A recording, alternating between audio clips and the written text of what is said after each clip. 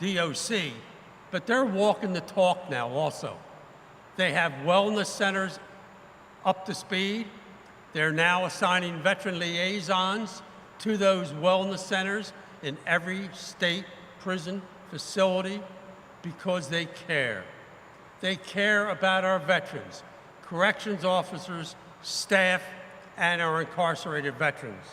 Because as we say, incarcerated or not, homeless, at risk, a vet is a vet. Sure, we can talk about discharge type, we can talk about dates, VA benefits, but darn it, a vet is a vet.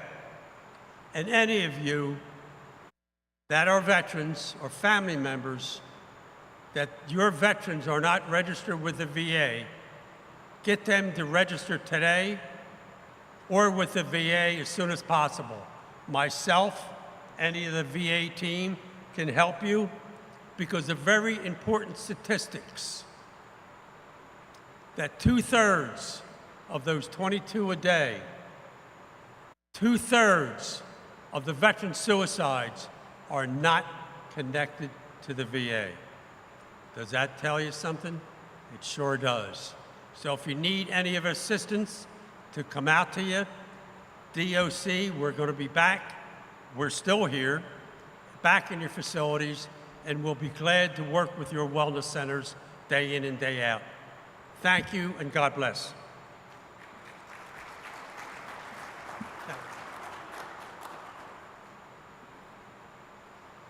And there he was, the man, the myth, the legend, Mr. Bob Luby. Thank you, Mr. Luby. We're going to move on now. Now we're going to get into some of the learning processes with our wonderful friend, David Brimmer, from the VA Healthcare System of New Jersey. David is a combat veteran with 8 years of military experience. He attained the rank of sergeant after being honorably discharged in 2011. He did 3 combat tours in support of Operation Iraqi Freedom. His education includes a bachelor's of arts in psychology from the College of New Jersey, a master's of science in rehabilitation counseling from Rutgers University, and congratulations, David, on your new master's in public administration from the Fels Institute of Government at the University of Pennsylvania. We're very proud of you. He's held leadership positions at Rider and Middlesex County Colleges before beginning employment with the Department of Veterans Affairs. But in Dave's current role, he manages community outreach, as I do, but for a different VA facility. He's a great team member.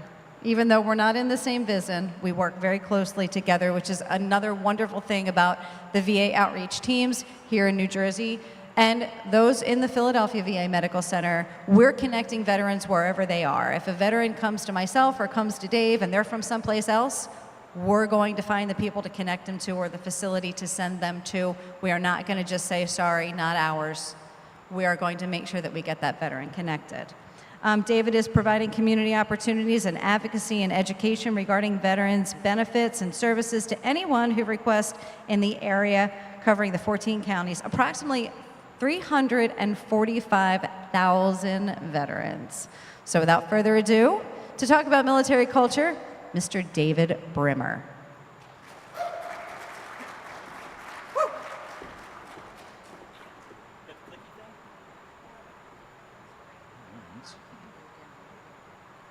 Okay, hello.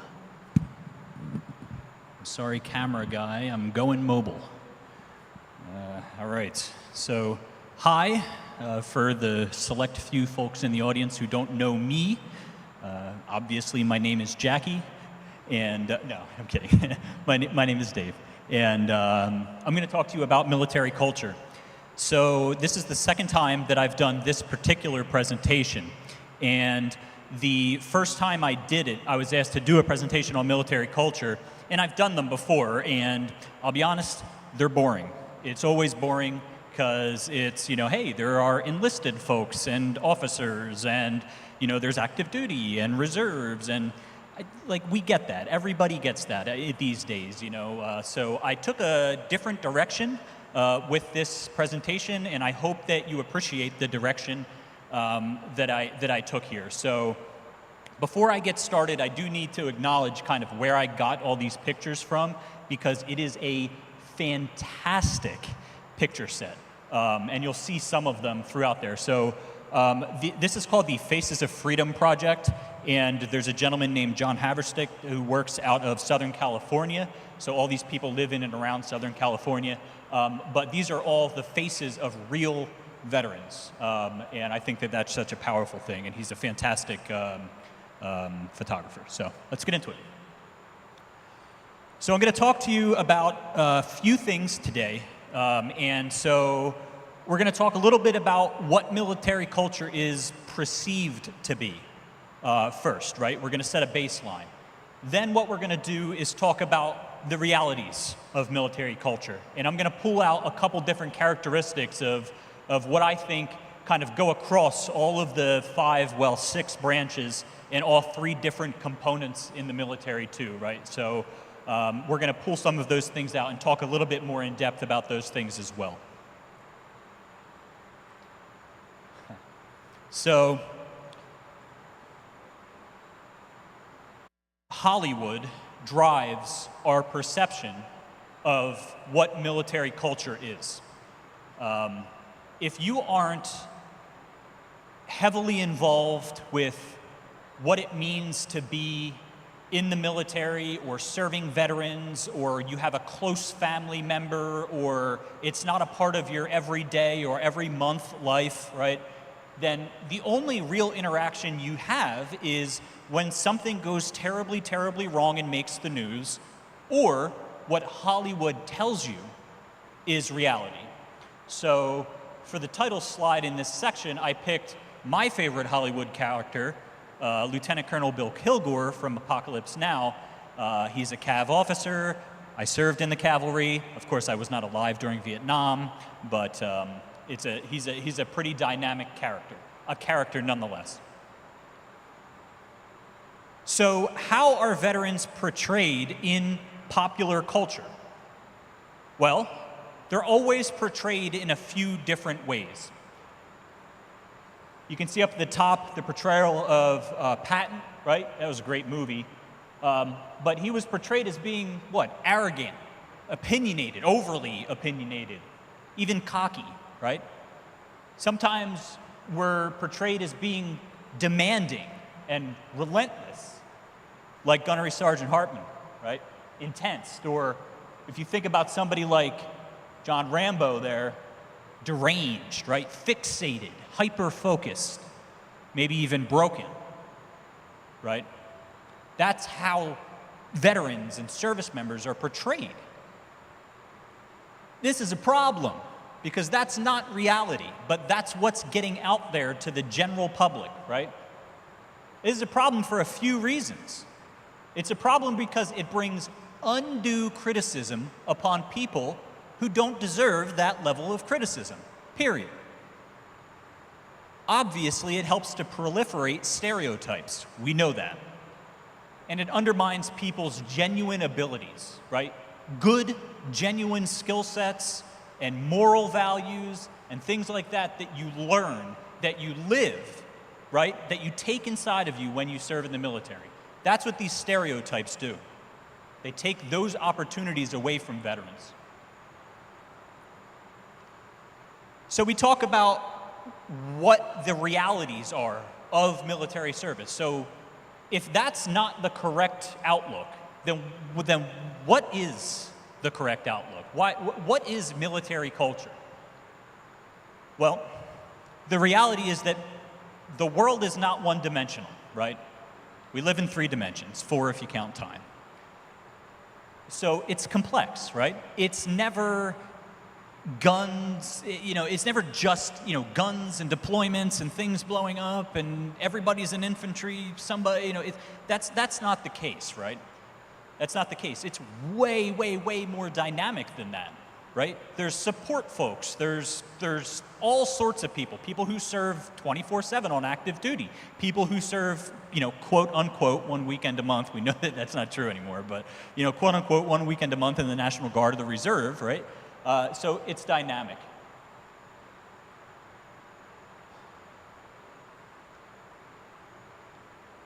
So the military gets its recruits, and this is this is empirical, right? The military gets its recruiting from specific places. I mean, it's not a far stretch to say that the vast, vast, vast majority of the people who serve in our nation's armed forces come from poor areas in the country. That's the bottom line. Urban and rural, right? We talk about places like the Rust Belt, okay? A lot of folks coming from that Rust Belt joining the military. Why? Because it provides stability, opportunity, and security for them. Maybe it helps them to get out of a bad situation. Or maybe it's a little bit of hope for something more than that small hometown that they have.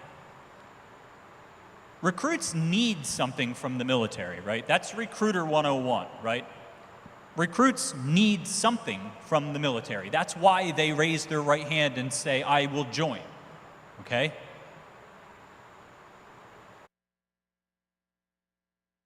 Got to point this thing in the right direction here. Here you go. Okay, so what are these things that the military can offer?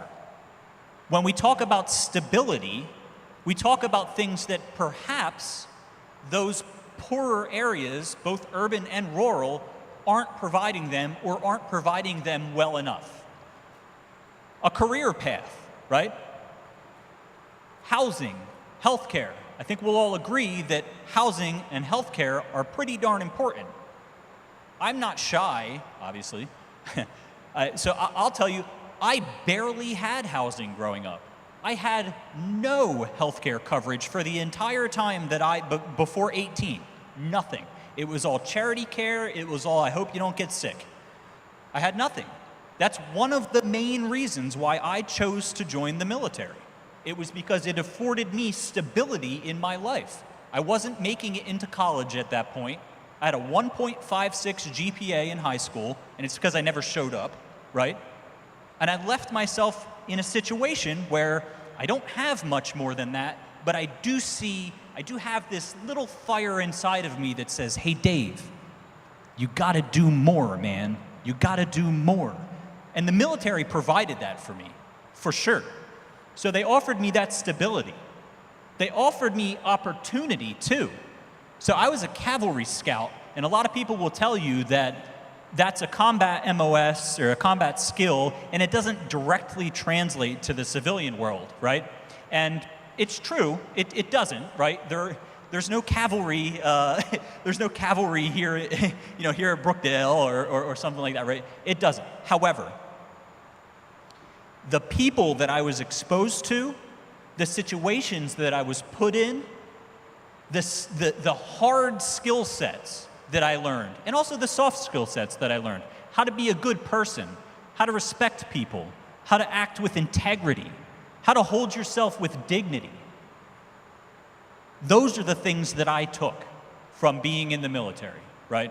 Those are the things. That was the opportunity. And it also gave me listen, Jackie just stood up here and told you that Dave's got all these degrees from all these places. After all of those degrees that I have, I came out of my own pocket $10,000. That's it. The government paid for everything else because of my service. So opportunity, education, for sure. And now I work for the U.S. Department of Veterans Affairs. So indirectly, my military service provides me with a trade because I get to come and do presentations like this for folks like you. I would be very remiss if I stood up here and I said that being in the military is a great idea for everybody. There's really not a lot of negative consequence. It would not be truthful, right? We do know that there are some very, very negative aspects of being in the military, of joining the military, especially if you aren't prepared for military service beforehand, right? If you don't know, quote unquote, what you're getting yourself into. So some of the negative impacts of service include health, right? And these days, thank goodness, we talk about mental health in the same breath that we talk about our physical health, right? Because there can be no distinction between the two. When we talk about health, we have to include mental health, period. If your mind is not healthy, you can't expect your body to remain healthy. And then we also talk about this constant change, these constant deployments, moving, things like that. Being in the military means that you're serving the government at the government's pleasure. Okay, so if they need you to move across the country, you have to move across the country. If they need you to go to war, then you're going to war. You know, if they need you to help out in a humanitarian crisis, then guess what? It doesn't matter if you're in the middle of a semester at school. Figure that out. Okay? So those are some of the negative impacts of service. But I'm hoping that the 3 things that I'm going to highlight for you folks are going to help to show you that there is so much to gain from serving in the military, from being a service member and then being a veteran, that those negative aspects really can be diminished. They really can. So I want to highlight resilience first. And resilience to me means a lot of things. Resilience really means to bounce back, right? How well do you bounce back? Okay? So some people feel like they really can't bounce back from a certain situation, right? Okay, but let's talk about why. There you go. Let's talk about why, right? When you serve in the military, you have no choice. You must be resilient. Period. It is too complex. You work far too dynamically, and things change so frequently that if you don't know how to be resilient, or at least mimic the other guy or gal that does know how to be resilient, you're gonna have a bad day, a very bad day. So you have to be resilient. Resiliency in the military means a lot of different things. It's not just, you know, somebody yelled at you and you have to just kind of quote unquote suck it up and move on. It's not that. It's way more complex. It's way more dynamic. We said that this is not one-dimensional. It's being able to work under complex stress, like being in combat, like managing people, perhaps for the first time in your life, like being in some sort of really heavy-duty support role where everybody relies on you, like being able to manage equipment worth millions of dollars when you're a teenager, right? Like being in ever-changing environments, and I listed a whole lot of them there: training, combat, humanitarian, garrison, stateside, overseas, being shore or afloat. And oh, by the way, that's like a grab bag too. It's not like you're gonna get put somewhere and stay there. They're gonna put you wherever they need you and continue to do that for as long as you serve. So you have to be dynamic. You have to be resilient. And then I think most importantly, resiliency is about managing delicate relationships, perhaps for the first time in your life. I had no exposure to being able to manage a relationship with anybody other than myself effectively before I joined the military. In fact, some people would say I was a jerk. None of those people are here today, so So delicate relationships, right? Between officers and non-commissioned officers and enlisted folks. The local command, whether you disagree with your command structure or not, they're telling you to do something you don't necessarily want to do. How do you navigate that? How do you be resilient? People have personalities. That's not a military trait, that's a human trait, but people have personalities. How do you do that and stay within the structure of the military? How do you understand? How do you help civilians understand who you are and your peers and friends? I put at the bottom, when the right supports are in place, the stress of military service forges resilient and capable professionals. When the right supports are in place. So we're going to highlight integrity next. Integrity is one of those things that you really can't, you can't separate that from military service. It goes across every branch, every person, every generation, all the time. And Gunnery Sergeant Napper there, I think, I see it in his eyes. That man has lived a life of integrity, for sure. Integrity is a way of life. It's what is ingrained in you. It's drilled into you. It's screamed at you while you're in the military. It's about doing the right thing when nobody else is looking. It's about doing the right thing when nobody else cares, right? That's what it means to have integrity. What does this integrity do?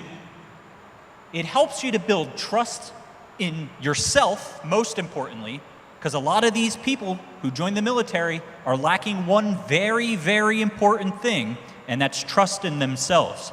Because they've never been asked to do it. They've never been put in a situation where they needed to do that. So building trust in themselves. From there, they can build trust in other people. Again, perhaps something that they've never been able to do. Building trust in others. And from there, hopefully, the end game is to build trust in systems to be able to function appropriately. Having integrity sustains a moral character as well. Having integrity hones this feeling of responsibility for yourself, for the situation that you're in, for other people. And it helps you to develop a sense of respect for others, regardless of their position, regardless of anything like that. And lastly, integrity helps you to develop confidence. It removes things like ambiguity. Ambiguity, there you go. I can say, thank you. Sorry, sometimes I just throw the syllables away. Ambiguity, right? I wrote up there, removing ambiguity allows for more self-confident reflection. It's kind of a heady thing to say, but when you know what right is, you can reflect on your actions more appropriately than whether you have to kind of figure out if you're doing the right thing. Integrity is doing what's right when nobody is watching. And lastly, I want to highlight duty. Duty is something that in the military we just do. It's your duty, you know? When you're in the military, you know, one of the famous phrases is, you know, we work to standard, not to time. Okay, so I used to hate hearing that because that means that you're going to be there forever. But we work to standard, not to time. We're going to do this until we do it completely, until we do it correctly, until whatever the negative consequences are done. Right? Duty is the core of military service. If you strip everything else away, as long as you have that sense of duty, you've got a good functioning armed services. Service members are the stalwarts of public trust. They're literally the people on the front lines, whether that be stateside at a humanitarian crisis or something, or in a faraway land somewhere, doing whatever the government has asked them to do. The stalwarts of public trust. People put carte blanche trust in the military to be able to accomplish whatever that task is, and we do it well. So you take that from the military and you can then project that into your professional life, your civilian life, your life as a veteran. Task and project timing. So I rarely, I'm always the first person in meetings. I 15 minutes early is what I say, right? Task and project timing. Doing things with completeness and correctness, right? These are things that we learned in the military that are so important. They're parts of military culture. Working to exceed the minimums, right? If they tell me that I have to do 20 events this year, well, that's 20 events minimum in my head. I'm going to do way more than that because I care enough to do more than that. Which brings me to one of the other points here, doing more because it's needed and not expected. I never want to do something because it's needed, right? I want to do something because because it's not expected of me, right? I go above and beyond because I'm driven by the mission. And the last thing here, this is the last slide, and the last thing here I have on there is, duty is the core of service. And I ask myself two questions, right? If not us, then who? And if not now, then when? That's what duty is to me.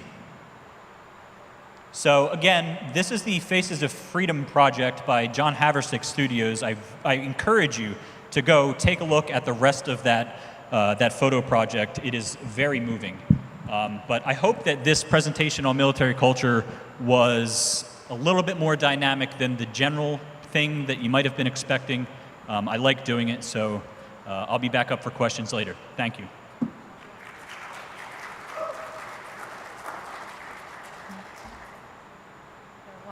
There are microphones. There is a microphone placed directly on the floor there. If anybody has any questions, you can feel free to shout them out to Dave, or you can go to the microphone and ask any questions, or there we go. See if it's working. Or Glenn would be kind enough to bring the microphone to you if you so desired.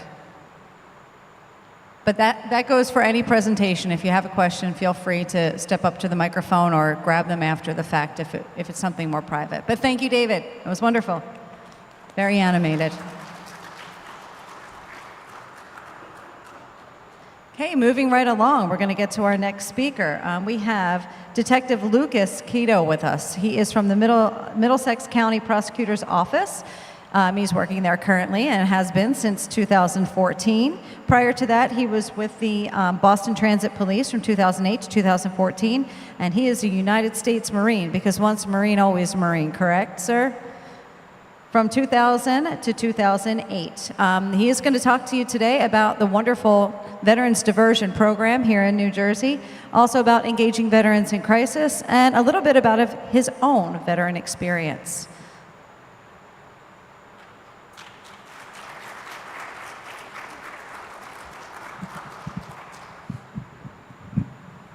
Thank you, everyone. Thanks for letting me speak here today. So one of the few hats I wear is with the Middlesex County Prosecutor's Office Veterans Diversion Program. What we do, and I'll talk about it a little bit later in the presentation, is veterans that are come into the criminal justice system, we provide them with resources and counseling and a few other things that will, once they complete the program, their records get expunged, and hopefully they'll be out on their feet without ever having to come back into the criminal justice system. So I have to kind of give credit where credit is due. The actual founder of the Veterans Diversion Program is sitting right there. That would be Detective Ivis Molina, who was gracious enough to come here today. Thank you. So just to start, so I thought when thinking about this presentation was that I talk a little about myself and what I experienced as a veteran, because the veterans that I deal with, they're not anything different than me. My experience is their experience, and just because I'm standing here today, I'm in a career, doesn't mean that was always my path. I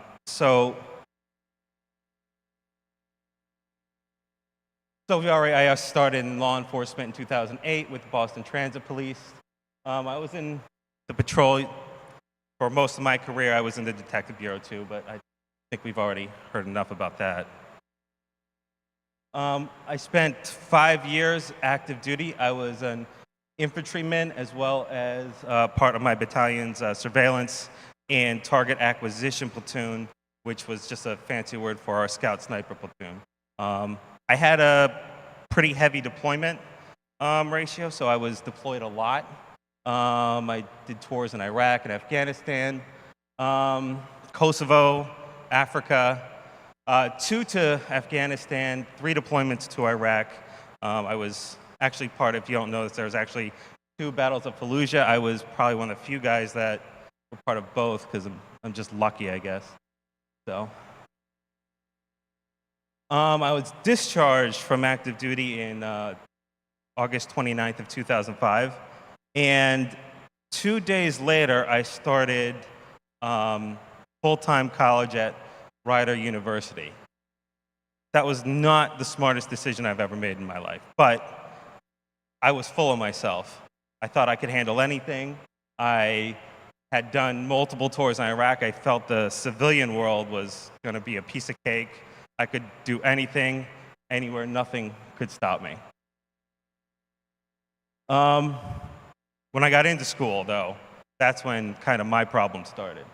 There are many signs and symptoms of PTSD. One that I was really, really good at was avoidance. I avoided everything. I avoided people, classes, didn't really want to talk to anyone. The only place I went regularly was at the bar.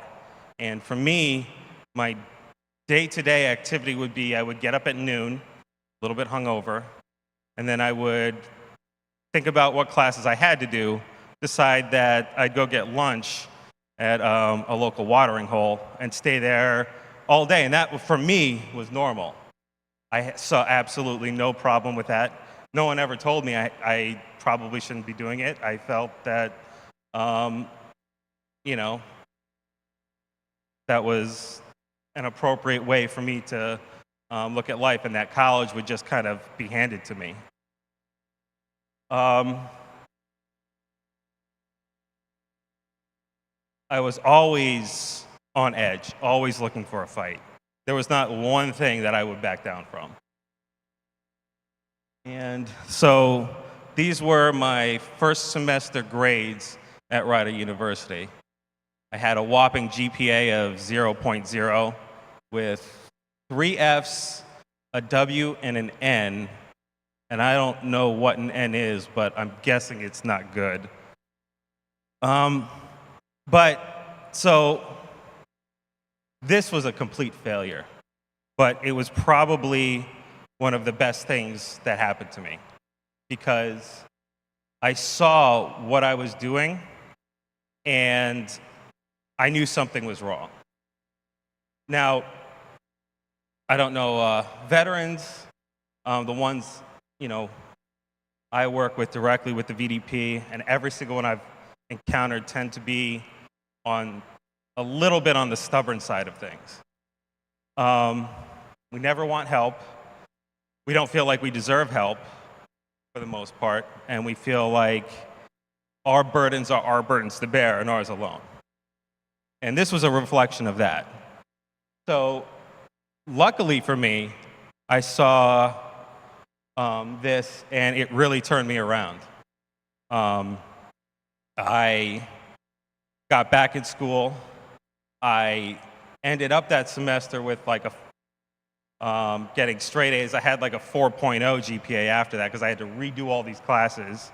And I decided that maybe going right into college was not the best idea, and I started my career in law enforcement shortly afterward.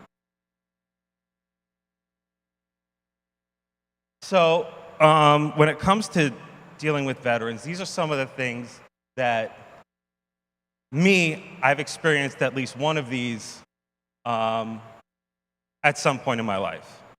Now, isolation, and isolation doesn't necessarily mean you're hiding under a bridge, you know, alone, not letting anyone near you. Isolation can be just feeling completely alone in your own mind, even if you're surrounded by a crowd of people. Always being on danger, trouble sleeping, what else? Irritability, guilt, shame. And none of these necessarily have to be right after an event. They can be years and years later.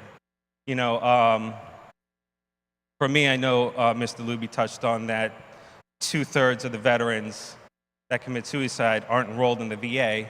I mean, I myself, even though I am, you know, supposed to be the subject matter expert for the county in Veterans Affairs for veterans, I didn't start with the VA until a few years ago.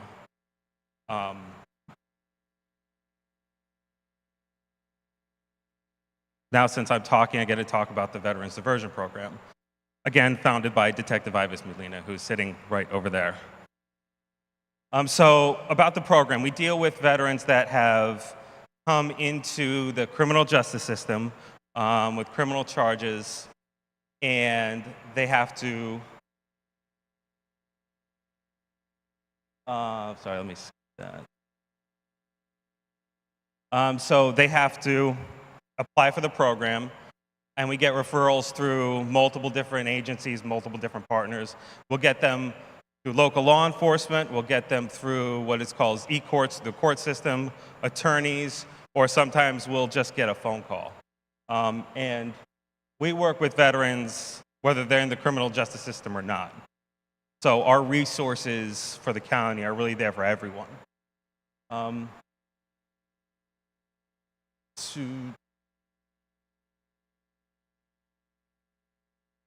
So we operate under a state statute. I don't want to read it. It's a little bit boring, and I don't like reading statutes. When we do, so we don't just provide our resources for veterans. Veterans has a very specific definition. We provide them for all service members. There's really, we look at everyone. Discharge status doesn't matter. Active duty status doesn't matter. It's if you're involved in the system and you have criminal charges, and we get the referral, we'll look at everyone. It's really a point of access program where we're trying to get the veteran into our hands for things get worse for the veteran. Now, that's the idea of it. The reality is we get veterans from, guys that were in a basement, had a SWAT team called out and were shooting a weapon in their house, to 40-year heroin addicts, to guys that shoplifted a cell phone.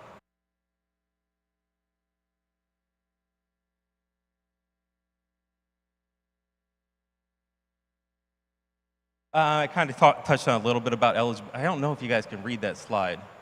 But the eligibility is they have to be a service member, a veteran, and the charges have to be Middlesex County criminal charges.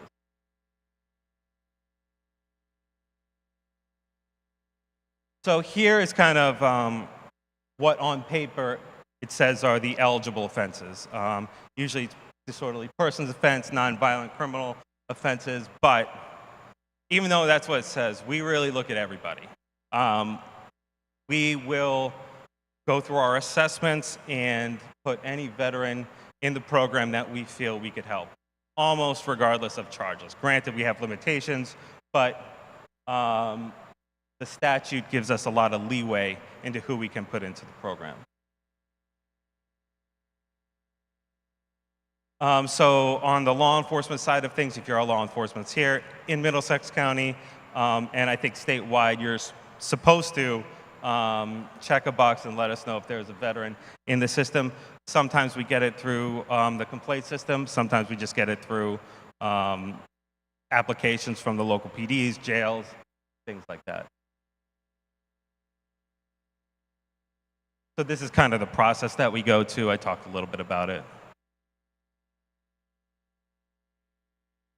If any of you ever has a veteran in Middlesex County, or if anybody here encounters a veteran in the criminal justice system and you don't know where to go, always come to us. If we don't have the answer for you, we will get it.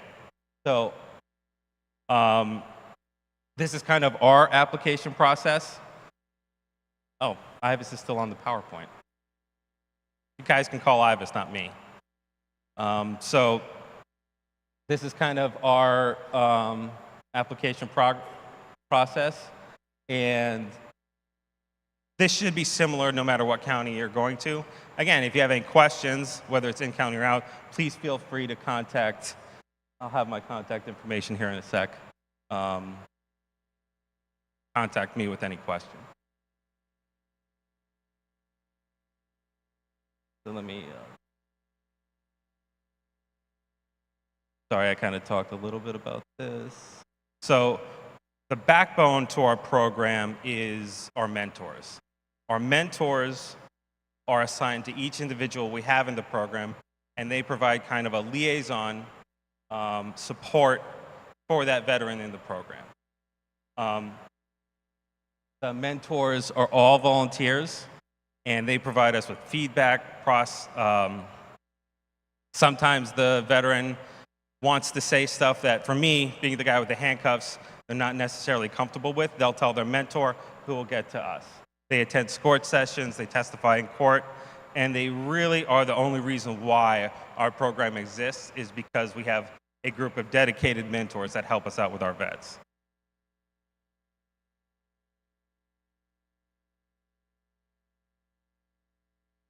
So if anyone wants to be a mentor that's in here, these are kind of the requirements we have. They have to be active duty, reserves, guard, be discharged honorably, and fill out an application, go through a background check.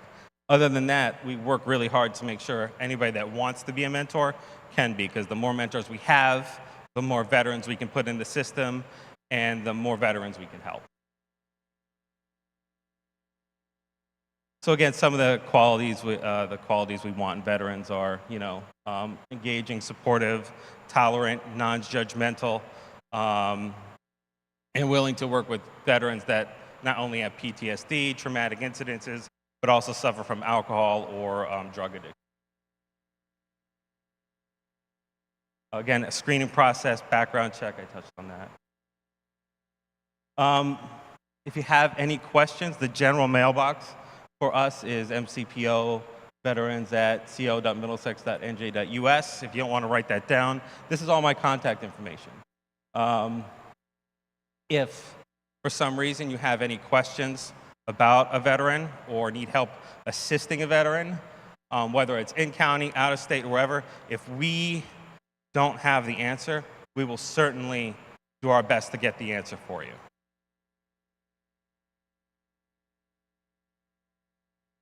Again, I think that may be a little bit clearer. That's my cell phone and that's my personal cell phone. Please don't call me at 3 o'clock in the morning.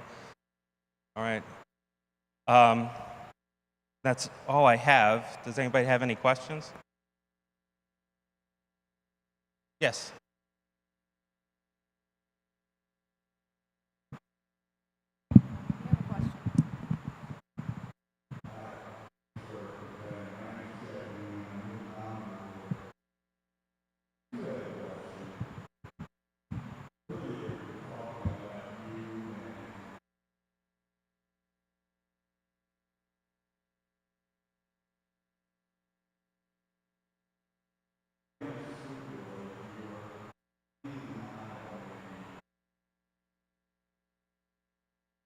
I'm really sorry. I did not hear what you said. Can you come up here and ask me? Sorry, you want me to come up? Just come on up. Glenn, we're having a hard time hearing on the monitors up here on stage. We're not hearing the. Thank you.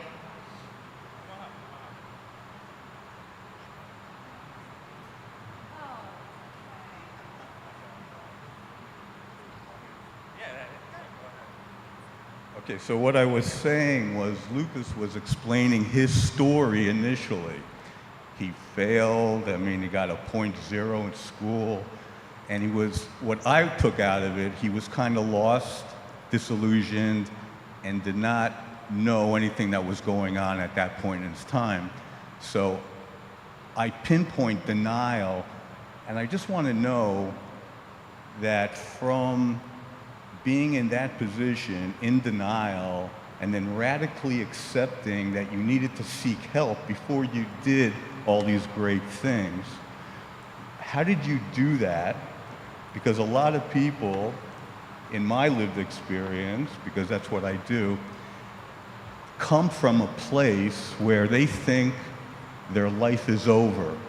They have no pathway to have a loving, joyous, harmonious, fruitful, and abundant life. It seems you did that, but it took something from you to get there. It could have been radical acceptance that you finally said, I need to seek help. And that's, so the question is, how did you get from the lowest of lows to be on this stage through that process?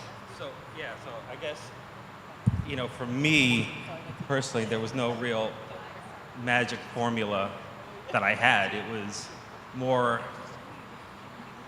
it was almost like a light switch that went off for me when I got that, and maybe I think a lot of it had to do with, maybe I'm a little bit competitive with myself, maybe I'm a little bit arrogant, maybe I'm a little bit stubborn, and I think a lot of it had to do with just kind of some of the tougher military training that I did, which kind of, I think, mentally trained me to see something that was wrong and act on it no matter how hard it was. I saw getting better grades in school as a mission that I had to do. And I think looking at it as a mission may not be like the best way for everyone, but for me, going on so many operations and missions, you accomplish the mission no matter what. And I think it clicked in my head that this was a mission for me to do, and so I did it. It was almost like a light switch. I think it turned me on and somewhat turned me back into the same guy that was, out in the mountains of Afghanistan executing an operation, to just translating that to school. Now, I'm not saying that's the best way to handle everything. I'm just saying that's kind of what happened, what I kind of see it as what happened to me. I hope that answers your question. Another one. I don't want to take up all this time, because you spoke about resilience. Resilience is a big part of maybe developing self-confidence, self-esteem, and the ability to become the person, I'll use I language, the person I was from when I was at my lowest state. How do you think maybe resourcefulness, vulnerability, radical acceptance could come into play? Because we have the veterans here, and I've spoken to a lot of vets, and they are hurting. They are hurting. So there has to be, something sparked for you, but if I were to talk to a vet, I would probably start listening more and talk about maybe radically accepting where that person is at this point in time. And once I radically accept the fact, that gives me the tools to come to organizations like this, to hear, to develop. But if I don't accept where I am, nothing that's given to me will make a difference, because I'm still not accepting the fact that maybe I have an addiction. Maybe I have suicidal ideations. Maybe I am in chronic depression.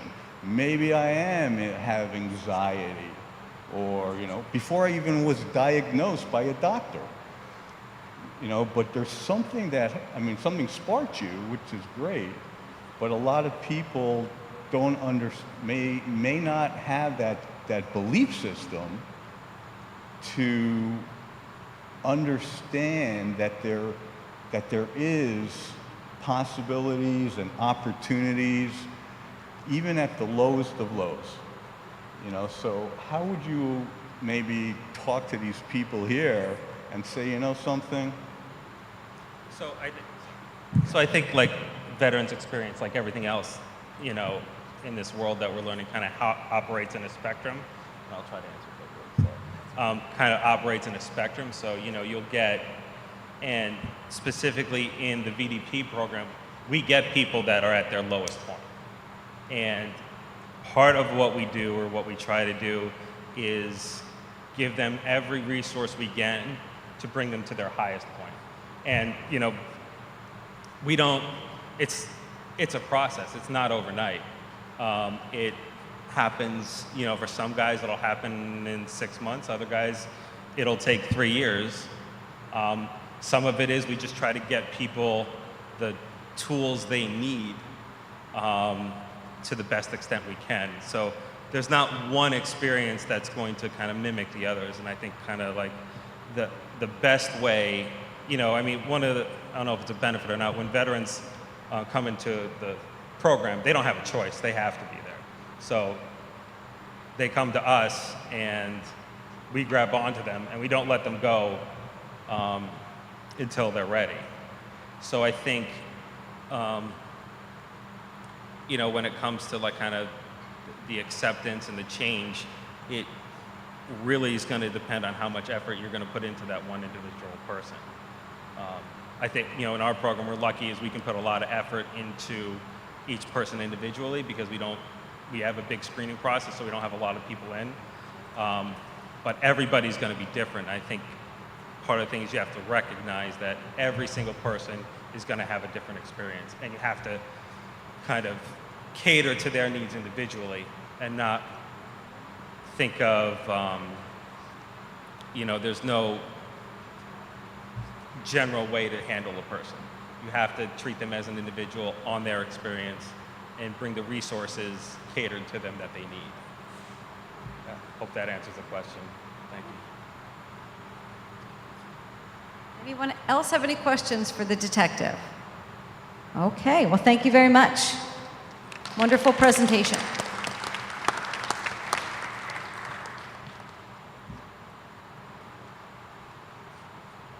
Okay. So up next, gentleman from the New Jersey Veterans Healthcare System, or the VA Healthcare System of New Jersey. I'm looking at David Brimmer, who is from there. VA New Jersey Healthcare System, my apologies, kind sir. Ash Desai is a clinical licensed social worker and the suicide prevention coordinator at the Lions campus. He's been in this role for 1 year with suicide prevention team, though, for 3 years. So we want to ask Ash if he can come up for his presentation. Hi. Everybody is either on one side of me or the other. The mic is yours, Ash. Oh, and Ash, you're going to be doing the SAVE training today, correct? Correct. All right, so get out a pencil and piece of paper. This is a wonderful training.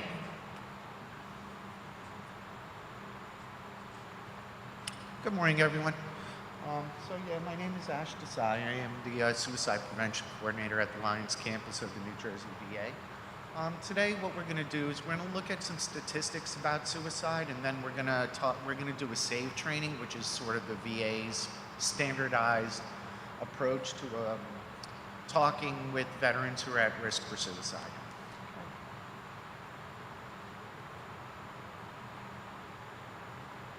All right, so before we begin, suicide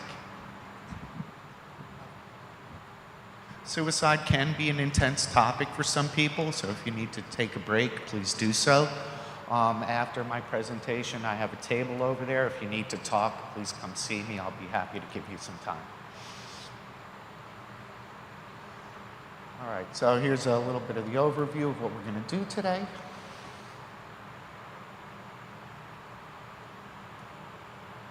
The objectives are we're going to have an understanding of the scope of suicide within the U.S., how to identify a veteran who may be at risk for suicide, and know what to do when you identify a veteran at risk. So, why do we care about mental health in the workplace? Nearly 1 in 5 adults, so 20%, lives with a mental illness. Only 46%, so a little less than half of them, receive the care that they need. Mental health conditions are the leading cause of disability in the United States. Almost 11 million workers have a substance use disorder. 35 million workdays are lost each year due to mental illness. And there's a financial cost to it as well. So some facts about suicide.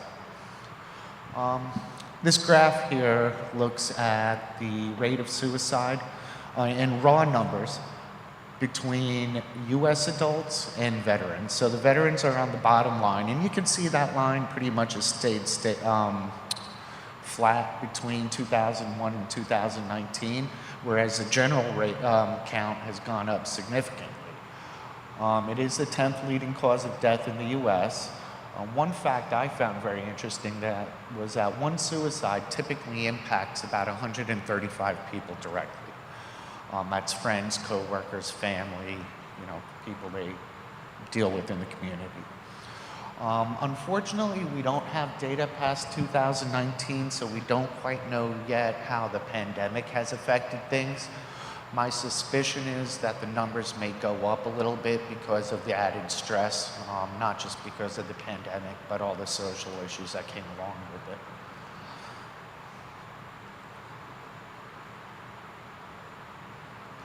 Okay, so this looks at the rate per 100,000. Again, you can see that the non-veteran rate, so the non-veteran rate is increasing at a little bit of a higher number, even though there's higher raw numbers, whereas the veteran rate, where the raw numbers were lower, the rate did increase up until 2018.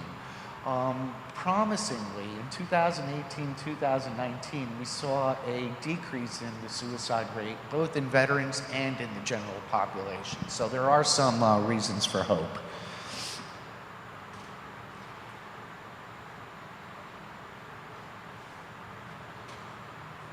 All right, this graphic here is going to look at the methods people tend to use when committing suicide or attempting.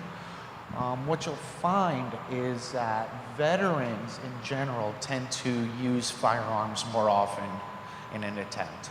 And the main reasons for that are the familiarity with firearms and the fact that veterans generally have a higher firearm ownership rate than the general population. Male veterans are more likely to attempt to buy firearms than female veterans, but still almost half of female veterans do use firearms as their method. So one of the reasons we look at lethal means is because it's, this is pretty jarring, I think. So all the other methods of suicide combined have a 5% fatality rate. Firearms alone have a fatality rate of between 85 and 90%. So one of the things we at the VA do is we have a big stress on gun safety. We provide gun locks to anybody who asks for them. I do have some at my table, so if you want or need one or know somebody who wants or needs one, please take.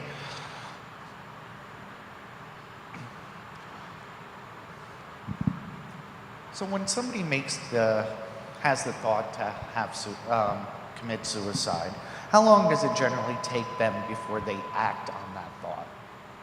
24% of people will act on it within 5 minutes or less. 48% will act 20 minutes or less, and 71% will do it within an hour.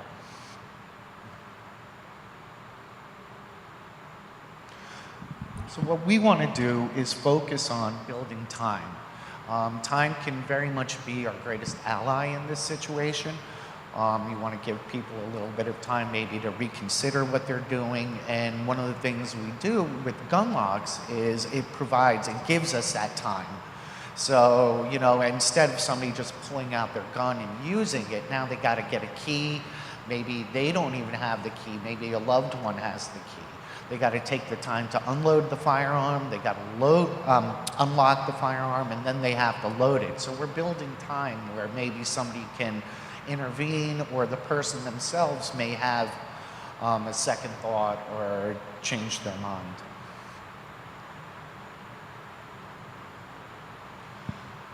Again, looking back at lethal means, so reducing access to lethal means does work.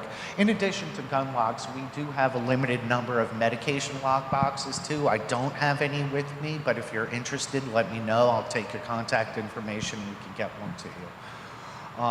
Most people who try one way usually don't go on to try another way.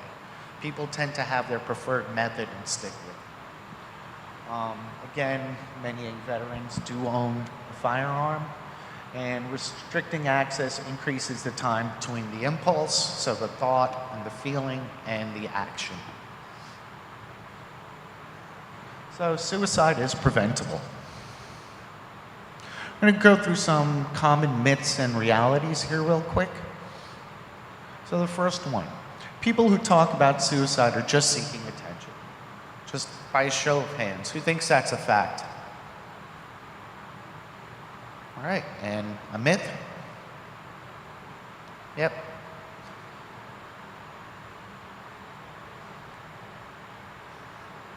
Is this battery on? Yeah, that's a myth. You know, when somebody talks about suicide, you can almost look at it as an invitation. You know, that's not the easiest thing for somebody to bring up to another person. So when they bring it up, you know, that's an invitation. It's almost a cry for help. And, you know, you want to be able to direct that person to the resources that they need. And we'll go through steps on how to do that moving a little bit later. No matter how casually or jokingly said, suicide threats should never be ignored and may indicate serious suicidal feelings. Someone who talks about suicide provides others with an opportunity to intervene before suicidal behaviors occur. All right. Asking about suicide may lead to someone taking his or her life. And this is one you hear often, like, I don't want to ask about it. I may put ideas in their head. Is that a myth or a reality? You could shout out too if you'd rather. Myth. Yes, that is a myth. What it does is when you're asking somebody about their thoughts and if they're having any suicidal thoughts, is you're providing a safe space. You're providing an invitation saying, you know what, I want to know how you're feeling and you can talk to me about this. The only one who can really help someone who is suicidal is a mental health counselor or therapist. Myth or fact? Myth. Yep. So special training is not required to raise the subject of suicide. Helping someone can feel included and showing genuine heartfelt support can also make a big difference during a challenging time. And that's just what I was mentioning earlier. You look at it, you know, you can look at it as an invitation to really, you know, talk to the person, see what's going on with them. Most suicides happen suddenly without warning. I see head shaking, so that's a no. That's a myth too. Typically, yeah, there's some warning signs that precede most suicides. So we're going to talk about some of those warning signs in a few minutes. All right, so the steps to SAVE. So again, SAVE is a VA program that helps you act with care and compassion if you encounter a veteran who's in a suicidal crisis.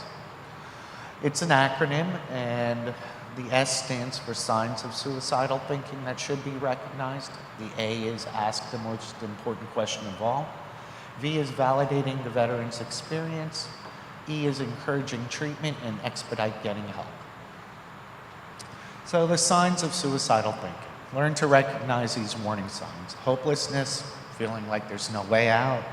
Anxiety, agitation, mood swings, loss of purpose, feeling like you don't have a reason to live, rage, anger, engaging in risky activities, substance use, withdrawing. I believe Detective Keto had mentioned isolation, and feeling like a burden to others.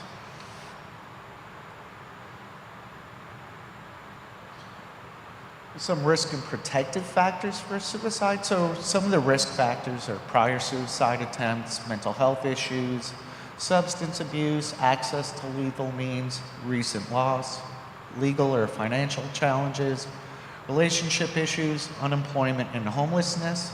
Some of the protective factors are access to care, sense of connectedness, problem-solving skills, sense of spirituality, mission or purpose, physical health, employment, and social and emotional well-being. Are there any risk or protective factors that you guys can think of that I maybe didn't list here?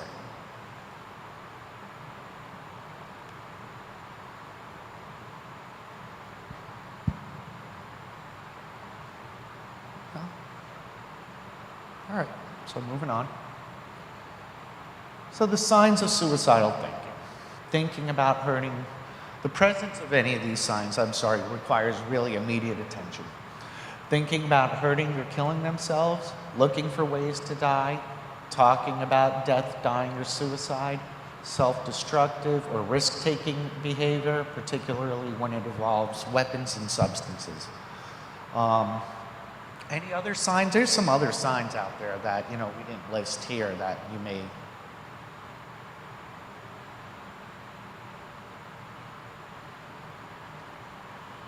I know one of the most common ones is making preparations. So people will often start giving away possessions, composing a note,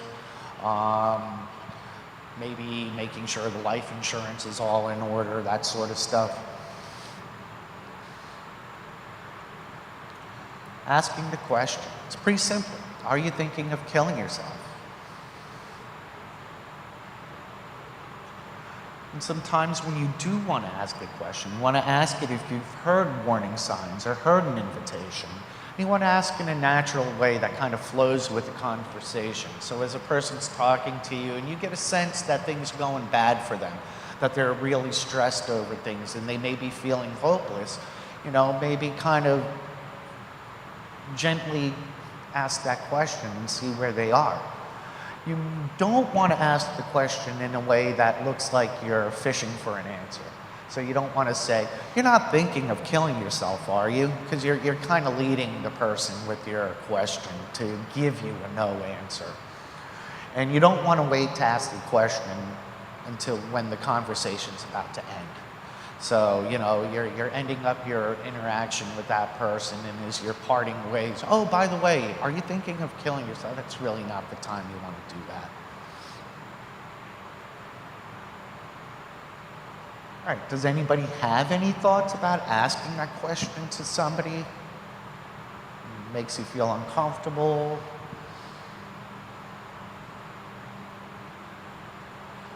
Nope.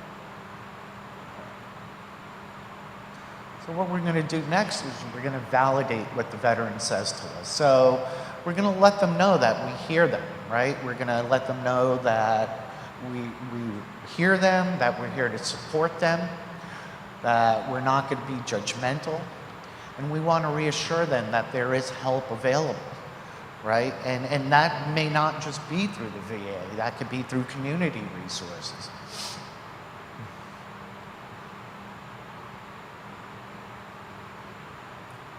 So here's some examples. So in response to an invitation statement such as, everything is so hard, I feel like a drag on my friends. Some examples of responses could be, anyone in your situation would feel that way.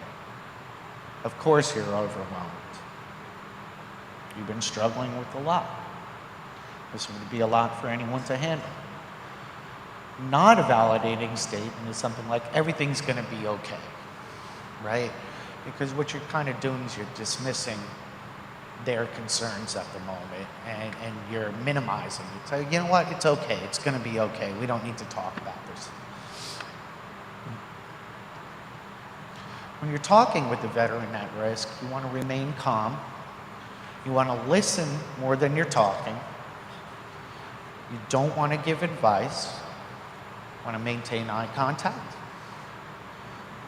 you don't want to become argumentative with the person. You want to use open body posture. Use supportive, encouraging comments. Be honest. And really try to make a connection with that person, because trust is an important part of this process. During a phone call, you want to keep the caller on the line with you. Try to obtain information on the caller, their name, their phone number, their physical location at the time. You can do a conference call to the Veterans Crisis Line, where a trained responder can then take over the call, summon for emergency services if that's what's needed. And then, again, if the caller disconnects, you want to call 911 and the conference line. Word about texting. I think we've all had those experiences where maybe we've texted somebody or somebody's texted us and our tone or our intonation didn't quite come through as clear as we would have liked, and maybe the message didn't have the meaning you intended it to.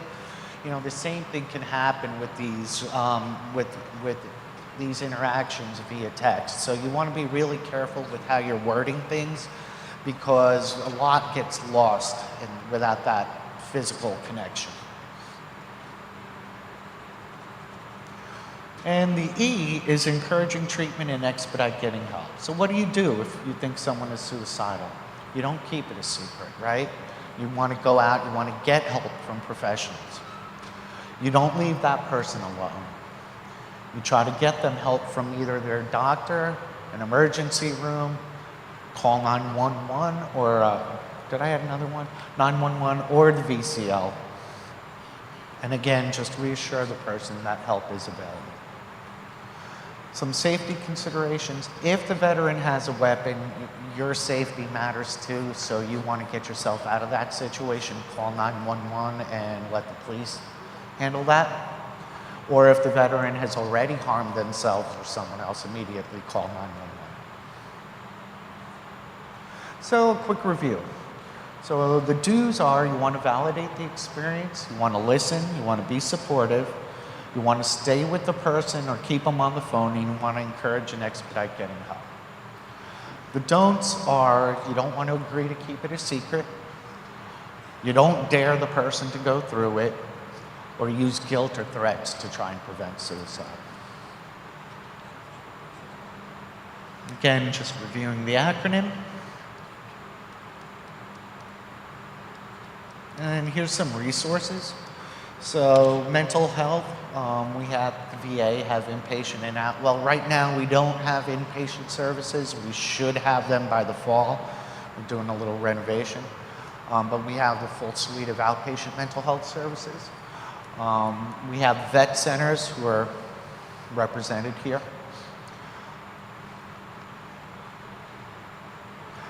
Whole health is a new approach the VA is taking, where we're looking at people as entire individuals. So we're not just looking at your symptoms, your physical health symptoms or your mental health symptoms. We're looking at the relationships you have. We're looking at how you're eating and drinking. We're looking at your spiritual connections. We're looking at what you do for fun, kind of looking at the person as a whole, because all of us, right, we're not just, when you go to the doctor, you're not just your diagnosis. There's other parts of you that all play into your health.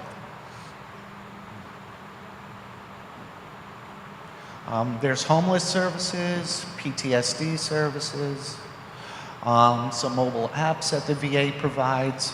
I really like the Mindfulness Coach. If you have not downloaded it and you're into or curious about mindfulness, it's a great resource. The nice thing about it is it's actually not, really it's for anybody. You know, it's certainly designed with veterans in mind, but anybody can use it. LGBTQ plus resources at the VA.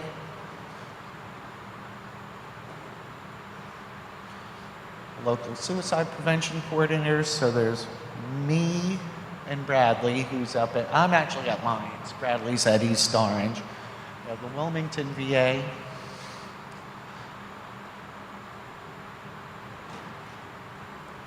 And if you need to find a suicide prevention coordinator anywhere in the country, you can do so.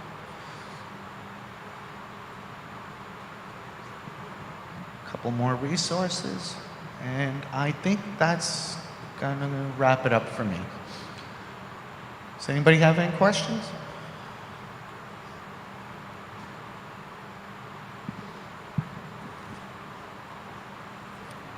Yes.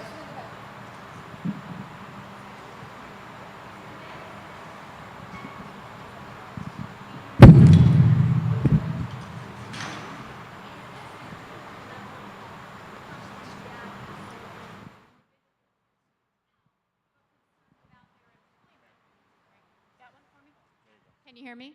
So in your vet centers, if an individual were to go there with a mental health issue, but they're concerned that you might tell their employer. So especially in a law enforcement agency, if you have individuals that are struggling or potentially suicidal that also are required to carry a weapon in their employment, what are your bounds in terms of confidentiality at your vet centers or places people could reach out to in terms of the negative impacts it might have upon their employment? Right. So I know.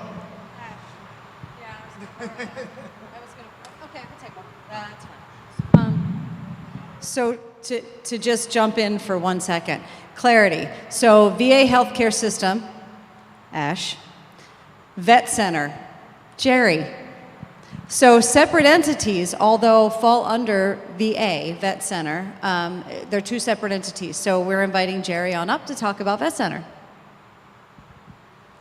Hi. Okay, so with the vet center, confidentiality is our biggest goal. The vet centers were born out of the Vietnam era. And since then, we've had total autonomy from everybody. So if you're a police officer, firefighter, still on active duty, and you come to us for services, nobody can see your stuff until you sign a release of information.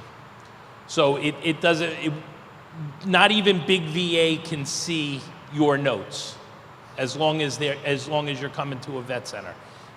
We have total autonomy. We have our own separate note-taking system, our own separate client system, our own separate scheduling system. Nobody can see anything unless you say it's okay. Yeah, the vet centers can read the VA information, but VA cannot read vet center information. And in terms of the other confidentiality concerns you raised, it's like any other healthcare system. We're still bound by HIPAA. Any more questions for Ash? All right. All right, thank you very much. Thank you. That was wonderful.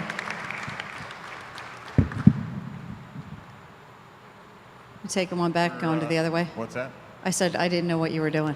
Oh yeah, just wanted to announce, I know we are way ahead of schedule, which is fantastic. We're gonna break for lunch a little early. It's about 11:10 right now.